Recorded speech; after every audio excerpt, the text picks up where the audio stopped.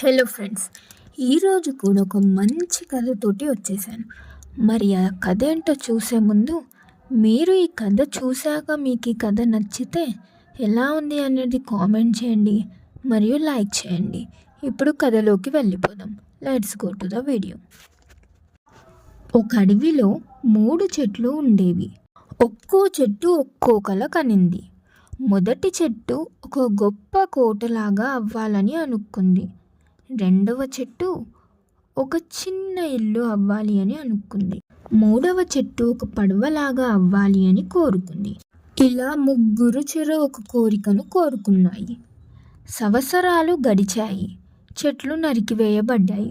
ఒక వ్యక్తి వచ్చి ఆ చెట్లను నరికి ఒక్కో విధంగా తయారు చేశాడు. మొదటి చెట్టు ఒక చిన్న వంతెనగా మారింది. రెండవది చిన్న పడవగా మారింది మరియు మూడవది ఒక మంచి ఇల్లుగా మారింది. ప్రారంభంలో ఆ చెట్లు చాలా నిరాశ చెందాయి. ఎందుకంటే మొదటి చెట్టు కోరుకుంది కోట అవ్వాలని, కానీ అది వంతెనలాగా మారింది. రెండో చెట్టు కోరుకుంది ఒక చిన్న ఇల్లు అవ్వాలి అని, కానీ ఆ చెట్టు పడవలాగా మారింది. మూడవ చెట్టు కోరుకుంది పడవలాగా మారాలి అని, కానీ ఒక ఇల్లులాగా మారింది. ఇవి కోరుకున్నవి వేరు, కానీ అక్కడ జరిగింది వేరు. కానీ తర్వాత అవి సంతృప్తి చెందాయి, ఎందుకంటే వారు ఇప్పటికీ ముఖ్యమైన ప్రయోజనాలను అందిస్తున్నారని. వెంటనే వారు గ్రహించారు.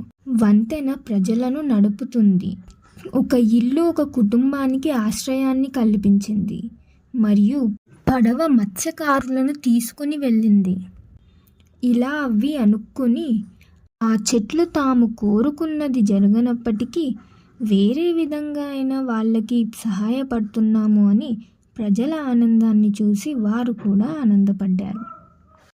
ఈ కథ ద్వారా మనం తెలుసుకోవాల్సింది ఏమిటంటే, మన కలలు మనం ఊహించినట్లుగా ఉండకపోవచ్చు, కానీ ప్రయాణంలో మనం ఇంకా ప్రయోజనం మరియు ఆనందాన్ని పొందవచ్చు. ఈ చెట్లు కూడా ముందు నిరాశ చెందాయి, కానీ తర్వాత వారు కూడా చాలా ఆనందించారు. వారి వలన చాలా మందికి ప్రయోజనం ఉంది అని ప్రజల ఆనందాన్ని చూసి వారు కూడా ఆనందపడ్డారు. అలాగే జీవితంలో కూడా కలలు మనం ఊహించినట్లుగా ఉండకపోయినా కూడా, కానీ ప్రయాణంలో మనం ఇంకా ప్రయోజనం మరియు ఆనందాన్ని పొందవచ్చు.